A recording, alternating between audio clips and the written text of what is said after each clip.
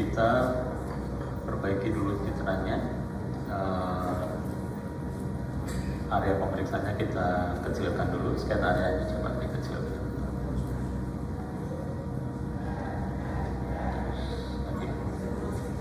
Kemudian kita zoom, kita perbesar, kita bisa melihat kontur janin dengan lebih baik ya pada kasus ini. Kemudian kita bisa melihat ini janin secara umum. Kita bisa melihat juga plasentanya ya di anterior.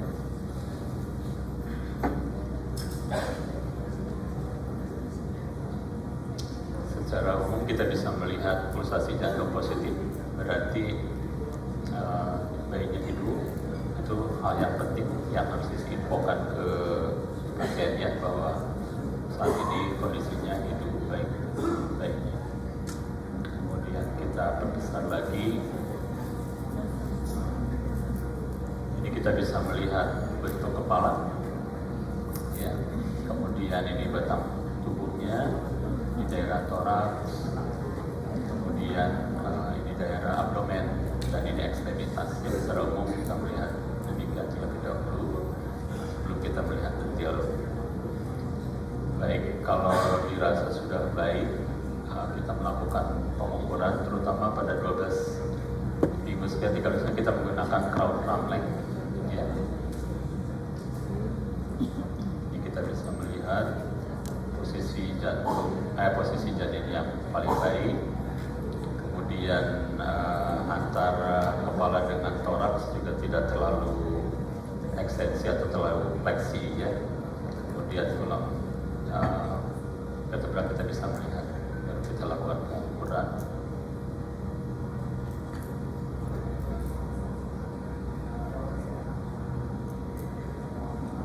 Ya, ini kita lakukan pengukuran crown ramlek coba.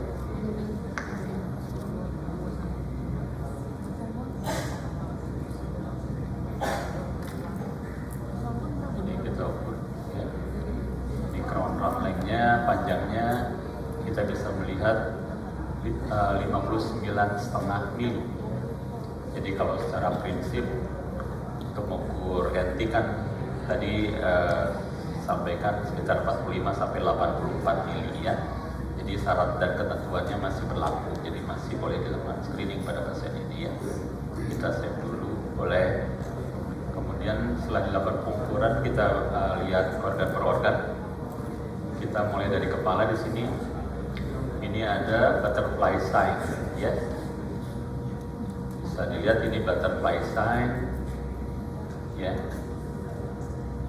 Ibunya sedikit, ya, cukup. Ini kepalanya, ya. Kalau ada seperti kupu-kupu ini tanda bagus, pertumbuhan otaknya baik. Kemudian ini juga ada valve cerebri di sini positif. Kalau valve cerebri positif berarti salah satu kelainan yang berat, yaitu holoprosencepal ini tersingkirkan dengan sendirinya, ya. Jadi ini kondisi yang normal.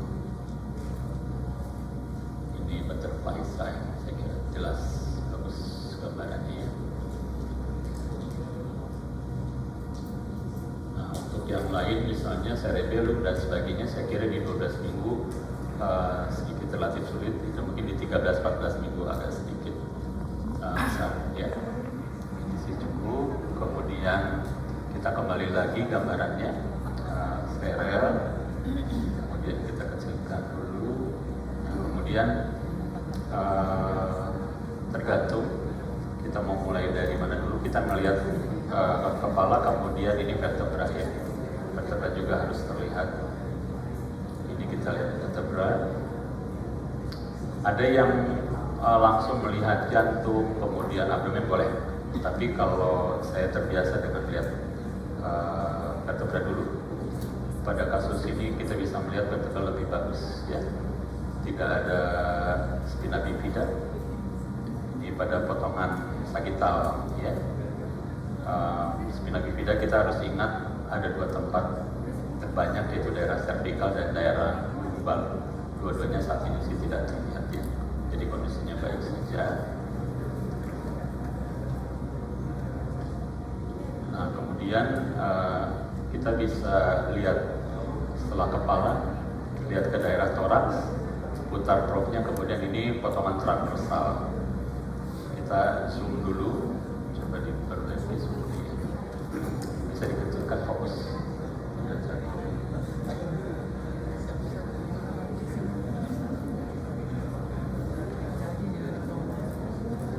Ya, sekarang ada yang daerah jantung, daerah toraks. Nah ini, coba. Ya, ini fetal echo trimester pertama kita bisa melihat di sini kalau mau main-main di jantung boleh, tapi tadi syarat sudah disampaikan juga ya, terutama alat dan sebagainya juga harus menunjang selain keterampilan. Kita bisa melihat di sini minimal four chamber view-nya baik. Kita bisa melihat di sini septum ventricle ya, dan ini septum atrium juga positif septum primumnya ya. Kita bisa melihat celah di sini, ini foramen ovale, kemudian ini secundumnya juga positif ya. Jadi secara umum yang bisa dilihat pada trimester 1 itu sudah bisa dilihat. Kemudian ini kita bisa melihat LVOT juga sudah terlihat di sininya, ini ventricle kiri, kemudian ini aorta. Jadi semuanya terbuka. Secara prinsip juga bagus. Baik. Ya, ini jantung. Jadi secara prinsip four chamber view, kemudian PSD sudah tersingkirkan ya. Kemudian di luar jantung kita bisa melihat di toraks itu adalah pericardial space dan atrium dan pleura ya. Di sini juga tidak ada cairan pada pericardial space atau pada pleura juga tidak ada ya. Jadi paru-paru pada saat ini juga kondisinya normal. Kemudian kita turun sedikit untuk melihat organ yang lain dari jantung. Coba dikembalikan ke.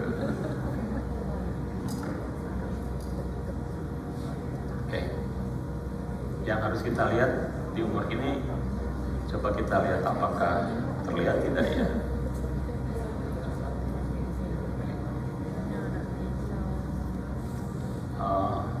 Lambung yang harus kita lihat ya, apakah terlihat atau tidak. Lambung dan kandung kemih. Kita harus lihat. Ini kalau kandung kemih sudah ada ya, kita bisa melihat.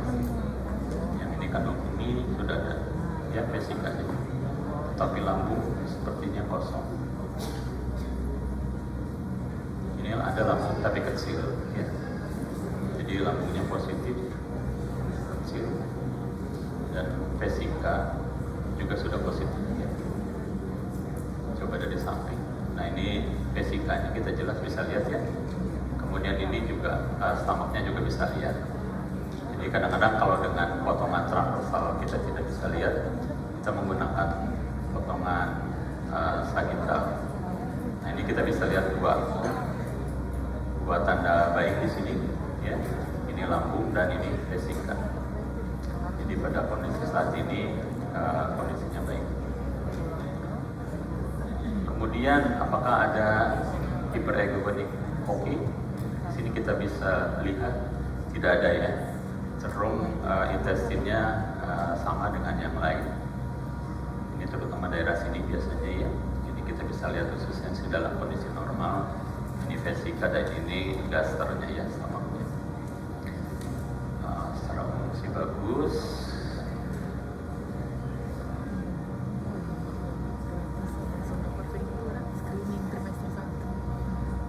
Nah, kemudian setelah itu kita beralih ke ekstremitas dulu ya. Jadi kita bisa melihat ekstremitas. Ini belum masuk ke pemeriksaan NT dan sebagainya belum ya. Kita melihat dulu yang lain, yang global dulu. Ini kita bisa melihat tangan. Kemudian ini juga bisa kita melihat kaki ya. Nah khusus kaki ini kita dahulukan. Ini yang terlihat. Jadi prinsipnya mana yang belum terlihat kita periksa aja gitu ya.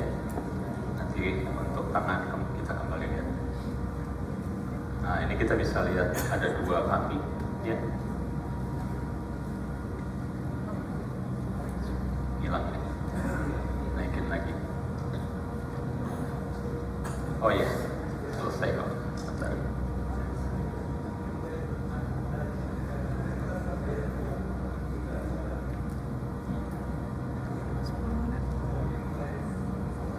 Bentar.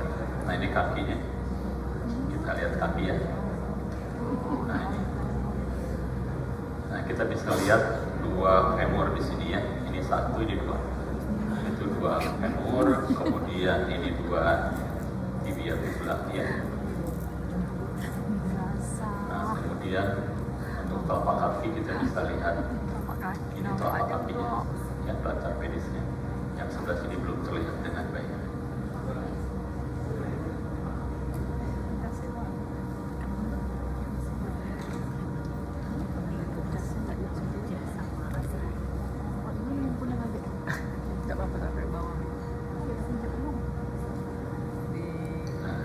Ini kita bisa lihat ini plantar pedis satu, ini dua tibia fibula ya. Ini kaki juga sama tibia fibula. Ini dua-duanya ada.